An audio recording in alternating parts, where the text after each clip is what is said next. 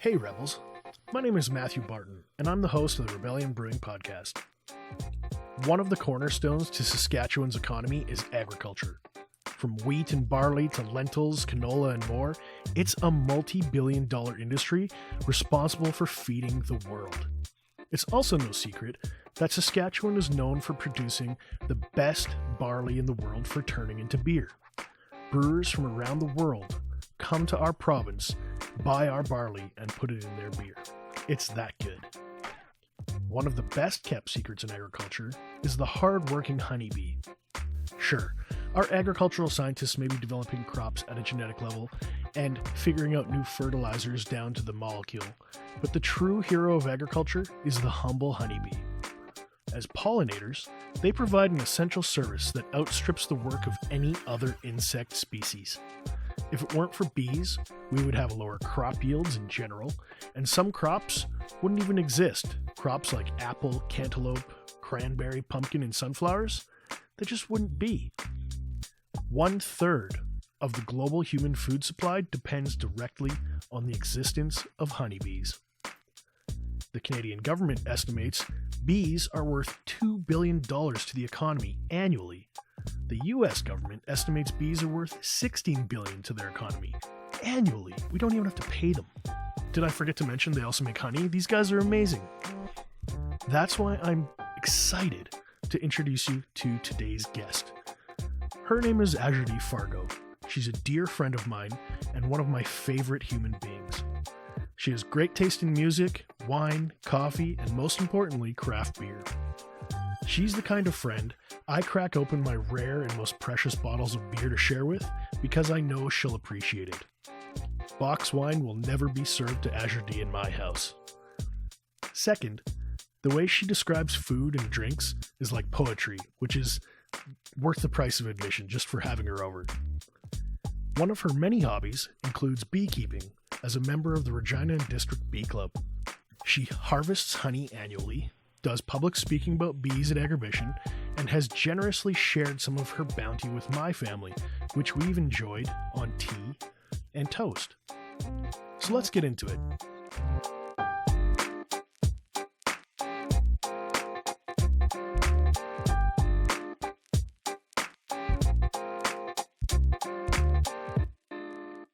Azure-Dee, welcome to the show. Hey, that was the nicest introduction. Well, you're one of the nicest people I know, so you deserve a good introduction. Oh, thank you. How's it going? I am so excited to be here because talking about bees is one of my favorite things to do. And I love these little girls with like just about all my heart. They're so much fun to work with. So let's start from the very beginning. How did you get into beekeeping? So it kind of goes a little ways back. My parents, and this is like a testimony to them, they told me that I could grow up to be anything I wanted to be. And so there was just a desire to learn more about bees. And then it was sort of serendipity because a really wonderful friend of mine, Denise, sent a post on Facebook and was like, hey, would anybody be interested in urban beekeeping? That was about 7 or 8 years ago. And I was so excited because owning and taking care of a hive felt like a lot. And so having somebody partner with me to sort of learn the ropes was exactly what I wanted to do. And so we got together as a group and talked about the logistics because at that point in time, urban beekeeping wasn't something that we knew much about. It was happening all over the place and it was starting to get popular. Places like Victoria and Vancouver were sort of leading the groundwork on that. And we wanted to do it in Regina. So that's how I got started. I am a hobby beekeeper. I'm an urban beekeeper, which means that my hive is located in the city. I partner with my bee partner, Dave. He's great. And we take care of a single hive. And that's sort of that's been my summertime activity since, 7 years ago. Over the past few years, you've told me a few stories. Is there any one that stands out in your mind? about beekeeping? So there was the year that I call Game of Thrones. We had a really hard time keeping a queen. We were lucky in that the queen that we had overwintered, and so we thought that she would be robust. We usually have a 2 to 3 year maximum queens. Queens are born with all of their eggs and they go out on what we call a virgin flight, and a couple of virgin flights. So over the course of about a week, she goes out of the hive and she mates with as many drones as she can find. Drones are male bees. We can talk about them later. So she mates with as many males as she possibly can, and then she stores all of the fertilized eggs over the course of her lifespan. So as she gets older, reducing her egg. She starts reducing her egg production, and that's when we usually require a replacement queen. Now, the hive can do that themselves. They will produce queens. And then the young queen who emerges from her queen cell will find the old queen and kill her. And then she will also go around and find all of the other queen cells and kill them so that she is the queen. Queen bees are the only honeybees that can sting more than once. All of the other bees that you see in sort of nature only have barb stingers, and they lose their stinger and they die. So anyways, back to the story. So we couldn't keep a queen. We thought that we had one, and we realized that probably out of human error, we destroyed her. And unfortunately, we also destroyed all of the other queen cells, which was sort of this idea that, like, hey, the bees are recognizing that they need a new queen, and so they're like. So then we tried to replace our queen, and there are beekeepers who rear queens. They grow them and then they sell them. So we picked up a queen and we thought that that would work, and it didn't. And so what we ended up having to do was combine two hives, a weak hive with our hive, who was queenless, and that finally worked. And so it took most of the summer, and our honey production was pretty low, but that was certainly a stressful time, because a hive without a queen just doesn't work. They're really stressed. They're really agitated. They get angry at anything that comes near the hive. And so that was really frustrating. So it was nice to get that back on track. Do hives have a personality? Yes, or at least I think so. So a calm hive is a happy hive, usually.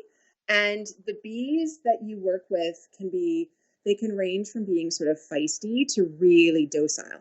And if you're looking to get into beekeeping, my recommendation is to get a nucleus colony from a local producer. That works for a couple of reasons. First of all, they're beekeepers themselves. So they have a lot of bees. They've had way more experience than the hobbyist, for sure. And they know their bees, and they will sometimes sort of breed bees for specific things. If they see a hive that's really strong and is super calm, then they'll split those colonies and they'll make sure that there's more of those in the genetic line. And what is great about local honeybees is that they've survived the winters. And our Saskatchewan winters are really hard on bees. You can have, and this is something that's happened more and more regularly, but colony kill happens in the wintertime. It was much lower in the 80s and 90s. Not really sure what's going on with that. Right now, the average is about 20. Sometimes it's more. And so, you want bees that are going to be strong over the winter time. And okay, that's not really personality, though. When it comes, when it is like me going off on a crazy tangent again. But one of the things that you sort of want to look for are really docile, calm, gentle bees. What you bring to the table is absolutely what they're going to feed back on. If you're scared, they will identify that. If you're calm and gentle and relaxed, then usually they are too. When I talk about the queenless hive, they were wild. It was just, they were so angry all of the time. And when you have an angry hive, you can tell you get stung more often. There's a roar that comes out of them. It's really loud. Your docile hive, and we had a docile hive for like 2.5 years. They didn't make it over this winter. It was really sad. But they were wonderful to work with. They were super gentle. They didn't have protector bees the way that they usually do.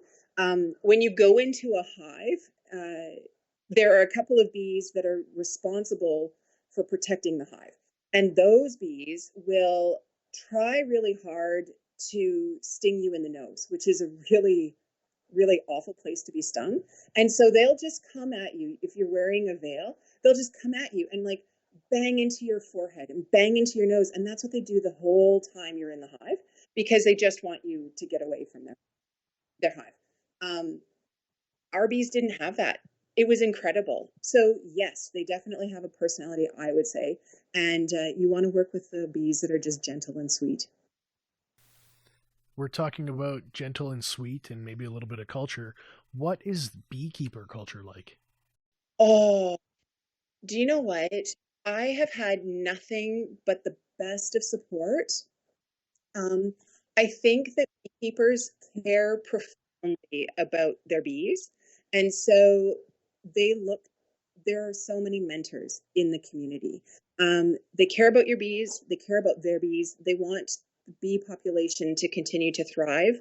They're willing to share information, because if they share information that benefits the hives and the colonies, then it's just the best thing for everyone.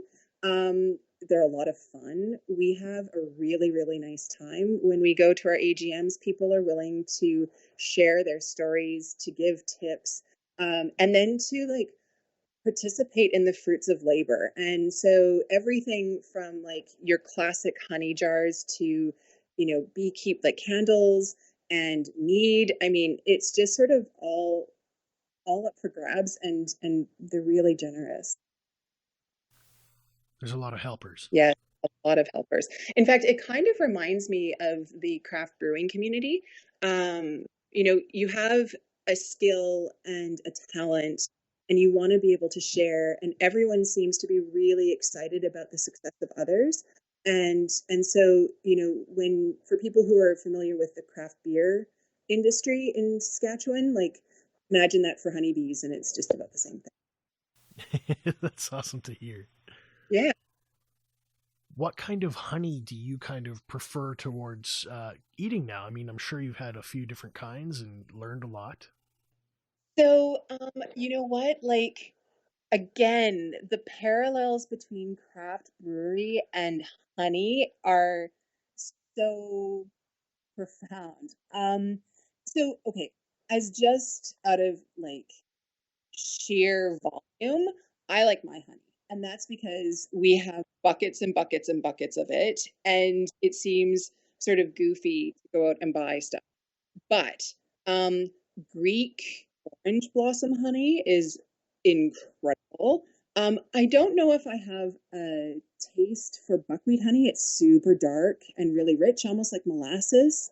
One of So when the urban beekeepers and I, our first year, we got together and had a honey tasting where everybody got to taste the honey from each other's hives. And even though we were all in Regina, they all tasted different.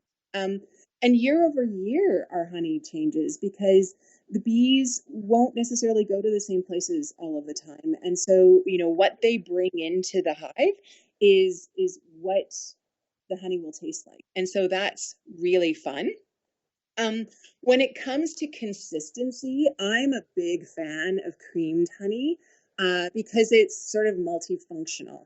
Liquid honey is great, but sometimes you want something with a little bit more consistency so that it doesn't roll off, your toe.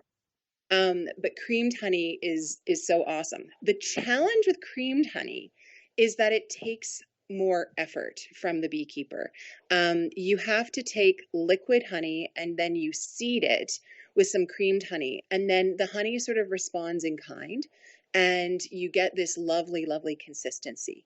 It kickstarts a chemical reaction in the honey? Yep. Yeah. And it's kind of like all of the sugar molecules, they just form the right lines once they've encountered the creamed honey. But you have to make sure that all of the crystals haven't, like, all of the crystals are gone. Because if you have hard crystals, that seems to override the creamed honey piece. So, sometimes you'll see at the farmer's market that creamed honey is a little bit more expensive than your liquid or your solid. And that's the reason why. It just takes more effort.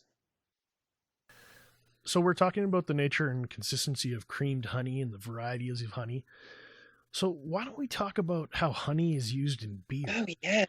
One of the things one of the things that Rebellion has done is made a braggot beer, which is a beer produced traditionally with barley, but also quite a lot of honey. Oh, that would be delicious. This one, we named it, and I dropped it off at your door the other day. It's called Hoppy Pollinator, 14% ABV. That's a very big beer. We kind of maybe call it like a wine style closer to, but it's officially a braggot. Sweet. So I've got it in front of me. Can I open it? Please do. Sweet. So I call this one sneaky and dangerous. Do you know what most beers that have honey in them are? Oh, this is really nice. It's very sweet, which I think is interesting because, like, I know that yeasts really, really like to eat as much sugar as possible. So how did you maintain that level of sweet and still have a beer that's like nice and carbonated and not too dry and still like and clear? I don't understand the entirety of the scientific explanation, but from what I understand, the yeast is capable of converting so much amount of sugar, but it can't convert all the sugar. So if you're dealing even with barley, you can have sweeter beers just because the yeast wasn't super efficient at converting some of those sugars into alcohol. This is delicious. Like, this is really delicious. So I'm going to say this, like, in terms of craft beverage making, we have tried our hands at making mead in the past. I sort of leave that up to Aaron. Aaron is my man. He's so awesome. And we have had really mixed results. People who can do mead well and people who can do fermented, like, honey products well are like, you want them. What are you picking up in terms of flavor and profile? So let me see. I get like almost like a brown sugar, but then it's fruity. Where did you guys get your honey? This came from Riu Apiary in Tisdale, Saskatchewan. Tisdale seems to have an amazing bee culture. And I know that they're the place that, like, so Tisdale is where the Saskatchewan's Bee Made store is located. And so they're so fantastic. If you need something that you need for your bees or your colony, or you need supplies, or you need a bee suit, giving them a call is just like, they're so helpful. So let me see. There's definitely a honey flavor to this. I know that not everybody loves honey. Sometimes, it tastes a bit floral, or there's just something that not everybody loves. Maybe it's too sweet for some people. So there's definitely floral, but there's like, it's really fruity. Your palate's much better than mine. Your nose is much better than mine. So I'm going to defer to your judgment. I don't know. I mean, if the master brewer was here, he'd probably be like, what are you talking about? I really like the aftertaste too. It's sort of like, what is the flavor I'm thinking? It's almost like a brown sugar. Like there's these caramely notes to it, but not in that artificial vanilla flavor way. This is really, really nice. I can totally tell you though that it would creep up and then punch you in the face I wouldn't want to have a whole one of these and then stand up. I think I'd probably tip over. It's definitely a beer you want to share with your friends. I drank one to myself and I had to go have a nap. Our official description says aromatics of floral, citrus, and sweet honey. There we go. Well, not so bad then. What I really appreciate about this is that there is absolutely a flavor of honey in this. Like it doesn't, and it is honey forward. A lot of a lot of honey beers that are out there, they sort of they lose the honey in the fermentation process somehow, and so it's really, really mild and not a predominant flavor.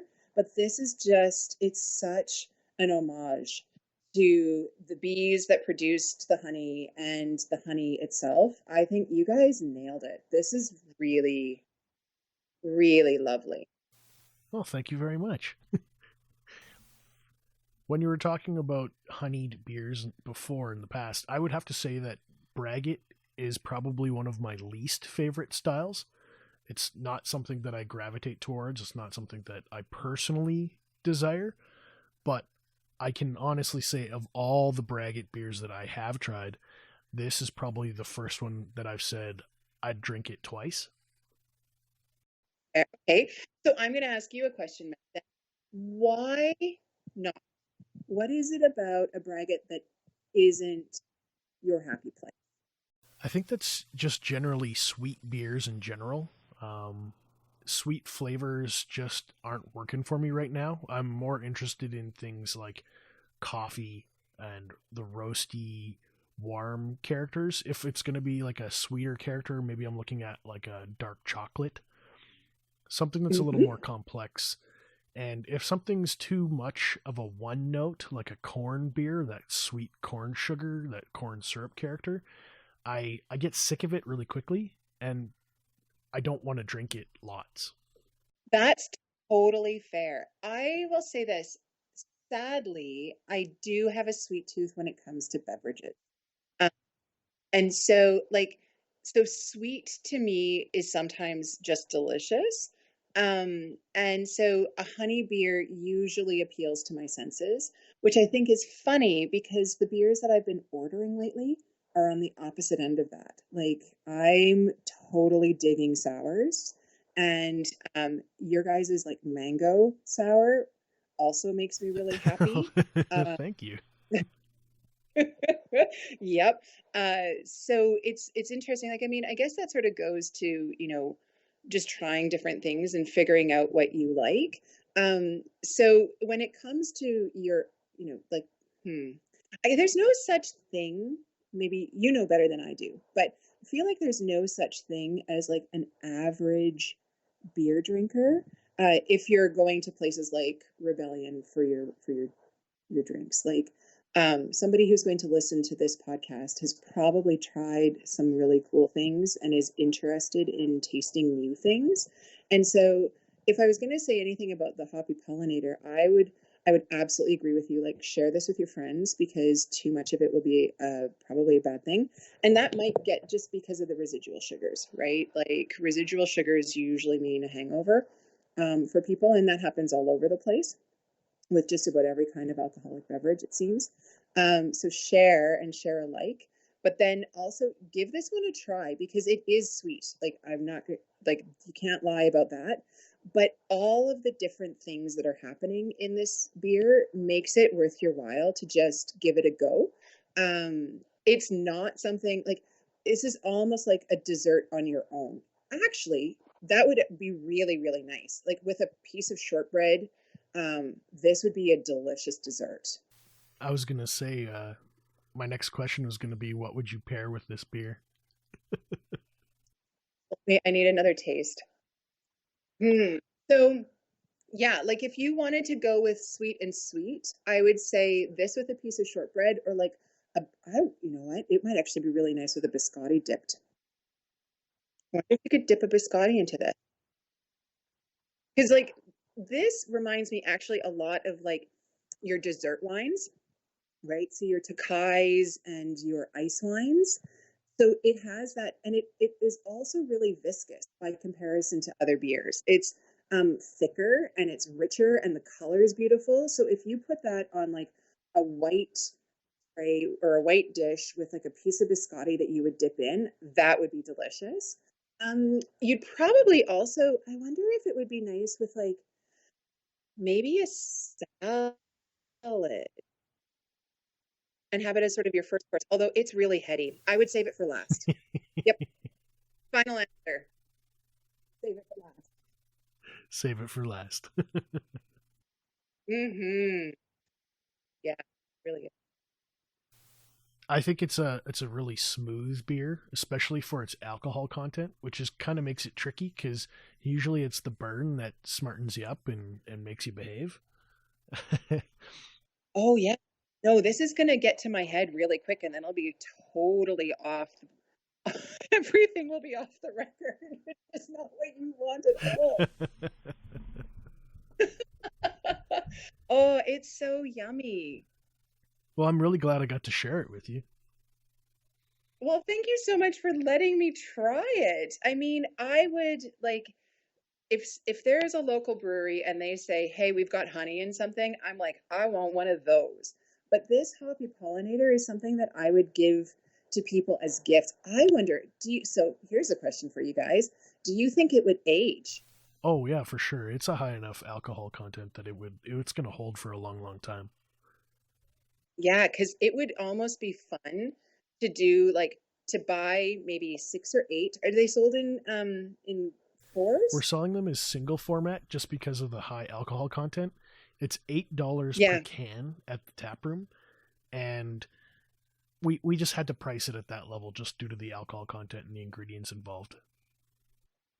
Well, honey isn't cheap. It's an expensive product. And so you want to be able to not only support local, but you're also wanting to make sure that you're getting good quality stuff. Honey beers are usually more expensive, and it's because it takes a lot to get the flavors that you want, and it's not cheap. And it's, like it's a time consuming act of love to produce honey. And so I get it. Well, I get why you would do it. You would do it. In on honesty, if it was up to me, I would say, you know what? Buy I would buy six of these if you're allowed to leave with that Yep. many. I would buy six of them, and then I would store them, and I'd have like a group of four over to my place when we're allowed to do that again. Um, Four people over, two cans, share them, and then have that happen every 6 months. And I think you would see some really interesting stuff come out of this beer because it is really sweet and it is really dense. And you might end up like seeing a change in the flavor profile, and that would actually be a lot of fun. You absolutely will. I was actually talking about this with Mark. It's funny that you bring it up because he and I were discussing what would happen after the beer had a chance to calm down a little bit. You're going to Mm-hmm. get a more What? complex, full body, even smoother. Like right now, it's young, it's a little feisty, but as it's had time to Mhm. just chill out in the can. Yeah, and do you know what I think is interesting is that so like Matt, as you are very well aware, I also really enjoy wine. And so, really rich, sweet wines like Tokai and Sauternes, for example. So that's like the French sweet wine, and it's got its own sort of storied history, and it involves like fungus and a whole bunch of other things that sound terrible, but then produce these like most delicious drops of golden joy. Uh, and that this reminds me of that. And so turns can age for a really long time. And it's because of the high sugar and it's because of the high alcohol. And that mix of sugar and alcohol in a bottle or in a can for a while, just it makes like plus time makes stuff magical. And I think like it would probably get darker if I could predict. I would say that this beer might get a bit darker, more golden, because it's already a beautiful like caramel color. Um, but it will also start to like lose its edge and it doesn't have much of an edge in sort of like a booziness, but it'll start to lose its edge, and it might turn out to be sort of like almost like a brandy or like something fortified. It's going to be gorgeous. I can't wait for COVID isolation to be over so we can just sit down and drink all these awesome beers together.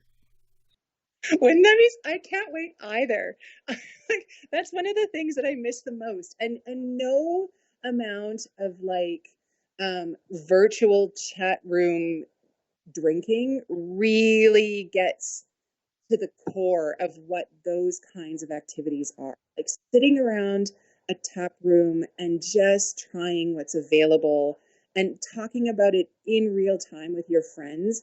And like, I know that this is so not allowed anymore, but like tasting multiple things, usually out of other people's glasses, which you're not supposed to do anymore. It's fun. It's so much fun. And like, pulling up, and you know what, actually another tasting opportunity you could have, and like you can plug your ears over this, but if you chose 3 or 4 different kinds of honey beers and you ranked it against this one, I'm sure this one would come up because it's real. It's not like there isn't an element of artificial, because every once in a while you sort of get that like artificial caramel in a honey beer, particularly mass-produced ones, and that's, you know, you would tell that this is made out of the real deal. Although I will also say this, as someone who is a fan, or who has been a fan of a mass-produced honey beer in the past, if you choose that beer because it's just a little bit sweet and it's kind of like your gateway beer, be careful with this one, because it won't be the same and you will be knocked out flat. So share it. I do agree with your sentiment that we should line up multiple beers and put them up against each other.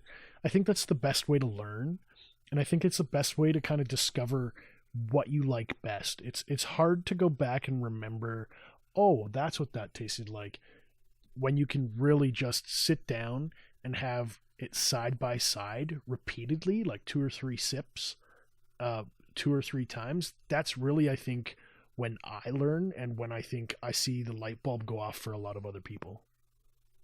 Totally agree. So, okay, what would be, so based on Rebellion's current tap room and their current offering, what, and I'm recognizing that this one stands on its own as its own type of thing, I would say that this is the last of the tasting. But what would your 4 beer selection look like to you? If you had to pick 4 Rebellion beers to do a tasting with? Yep. And this is beer number 4. Well, I would actually make that beer number 3, and I would say our Flanders Red would be beer number 4. Oh, not fair. Can't put a Flanders in on that one, because that is like the gold medal champion of your beer. Fair. Okay. Is that even available anymore? We have a few bottles left in the tap room. I've got one in my fridge, and I've just been saving it for like a rainy day or friends who will appreciate it. And unfortunately, the last time you were over, we were drinking so many other different styles of beer that we just get didn't it. get into it. Okay. So see, so that is like, that's the, Rebellion, that is the Rebellion hat trick. That's actually not really fair, because it isn't available to absolutely everyone. You had to be like really savvy and choose your own adventure way in advance for the Flanders. So okay. So if I can't pick Flanders, I'm going to say the first beer you should have is our Kolsch style beer. It's called Beach Life. I would start with that nice light summer drinking, right? Then I would graduate you to the Amber, which we almost never talk about, but it's just a beautiful, wonderful beer that's a solid hitter. It's kind of halfway to an IPA. It's got that nice tropical citrus with that caramel quality to it, really nice aroma. Then I'd move over to the Hazy IPA, which is a little more flavorful, super tropical, soft on the palate, nice citrus characters, It's just, as you say, a lovely beer. And then for dessert, I would say have maybe 2 fingers of the Hoppy Pollinator, because I think by the time I got to the fourth, I'd be needing to put the brakes on. So do you think that the hazy IPA would it, well, I suppose it's not the same thing. Cause like, I know that if you sort of brush your teeth or if you have like oranges for dessert after something sweet. So do you think that the hoppy pollinator would be something that kind of counteracts the hazy IPA? Cause that's like a hoppy hoppy beer. And what I think is interesting about the hoppy pollinators, I was actually expecting there to be way more hops, because you guys use a lot of hops in your beer. And um, surprisingly, I don't get that out of the hoppy pollinator. So it's a bit, so for people who don't love hops, um, it's misleading, and drink this. Uh, but do you think that the like punch in the face hops of the hazy will change the nature of the hoppy pollinator? I think it'll be okay. Um, when I think about the hazy IPA, I find it to be a very highly acidic beer. It's a high Hmm. in acid kind of citrus quality to it. We don't put oranges in it. It's just hops, and that tropical character comes from the hops. But I find if I start drinking 2 hazies in a row, I'll get a little bit of heartburn just because it's so high in acid. When you're dipping over to the hoppy pollinator, I would say it's not a high hopped beer. It has hoppy in the name, but I think it was more a reference to happy pollinator. We were kind of kicking around a few names, and I think they wanted to say this is a beer, but it's got honey. So hops are not the showcase, and they're not the star of hoppy pollinator. The honey is what's important. You are bang on. I so commend Rebellion for making a beer that says, I am honey and I am your friend. Like this, this is just so lovely. Um, I think it's interesting. You and I would not be speaking the same language. So, in terms of your tasting, and you are way more familiar with Rebellion beers, and I am going to butcher names, so I apologize. I can see their logos, but it's the same thing as songs. I don't really pay attention to the name of the song, and so I'm terrible. But so you can tell me which beer I'm talking about. I am doing a on the darker side of the moon tasting with this hoppy pollinator.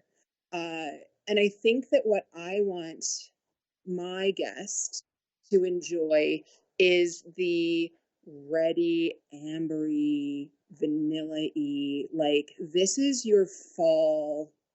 Cat's got the cream. Yep. That would be probably second on my list. And I think what I'm going to do is I'm going to fight sweet with sweet. So I say the first, your first choice is going to be your cerveza, which is a surprise. But how um, I love how gentle it is. And I love how easy it is. And so maybe this is like a sweet tooth's tasting. I would say that I find cerveza to be a little sweeter than, Yeah. say, compared to the Kolsch. Yeah. Yeah. But not so sweet that it's like, oh, I can't have too much of this. Like this, your cerveza is like the patio beer of choice for me. Um, Bring me a cerveza when I am like after a hot day in, well, seriously, after checking the hive, because you are like, you've got a smoker in your hand, you're wearing a long bee suit, you've got your veil on. It is hot, heavy work because every frame has like 3 to 5 pounds of honey, and there are 9 frames in a box plus all of the wood. So you're like sweating and you're just wanting a beer. And so a cerveza is exactly what I would have. So, number one. Then I would do Kate, you called it the cat beer. What's it called? Cat's got the cream. Cat's got the cream. Yes. Um, and then, and I love that beer because it's like a warm hug. It's just delicious. And you can pull it out on an evening and it will make you happy to be alive. And it is a lovely companion for all of the things that we're doing right now, which is like watching Netflix and kind of trying to get cozy and to be comfortable inside. And that beer is just wonderful for that. And then I might change the tone a little bit and go with your milk stout, which seems weird because it's going to have like notes of coffee and it's going to be dark and it's going to be like rich and like warming kind of. But it's going to have strange bitter notes too, and not bitter as in like terrible, but like just to nicely balance it. And so that sort of takes you into this honey, which will highlight for me the flavor and the sweetness of the honey.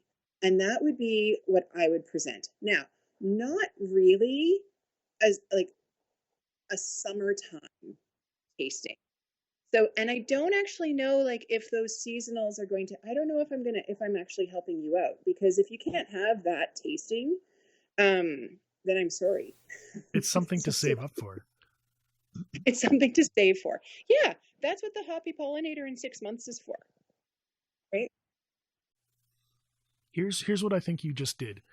You listened to my comparison, and if I was playing jazz, I would be doing like the thirds hopping, doing a study in contrasts, whereas you did variations on a theme. Yes, totally true. Totally true. It's like the sweet. So yeah, I think that mine would appeal to a sweet tooth. It would be like your dessert. So here's a question for you though. Which guest between your tasting and my tasting would we have to be really worried about from an alcohol perspective? Because that's another thing you want to think about is like if you're hosting something like this, how happy will they be that they were invited to your tasting the next morning? I think my tasting would be more for people who are willing to try anything. Okay. And I think yours would be good for friends who want to, they're looking for continuity in the styles. Where I was saying I want to kind of show off our muscles and flex our muscles and say, look at all these very contrasting different beers and how well they're done. I think yours actually makes more sense as a night to sit down and contemplate a flavor and a spectrum. I feel like yours could be done in the light of day, and mine would need a dark room with only candles. I love that image. That's 100% true. So, but you're right. I mean, when it comes to Rebellion's offerings, your tasting is what you have done is you have lined up your A team and you've said, look, this is what we do. Here's how we do it well. Do you recognize these distinct like personalities? And can you identify what you like out of this? Because your tasting is actually really helpful for your front, like your front of house staff, because then they can say, hey, what have you tried and what do you like? And then they can steer people down a path of different beers. My tasting is sort of, it's actually, it won't be a bit one note because none of your beers are one note. But I think, right, like so don't get me wrong when I say that. But I think that what mine has done is mine would say, mine's a story of the sweetness of beer, which is not the same. And so the challenge is that someone will either like it or they might not. And it would certainly not help somebody who's new to Rebellion identify all of your offerings and create a pathway to their next their next discovery. I'm going to finish the podcast by reminding you of one story that we had once upon a time. And it's kind of leading out of what we're discussing about is tastings.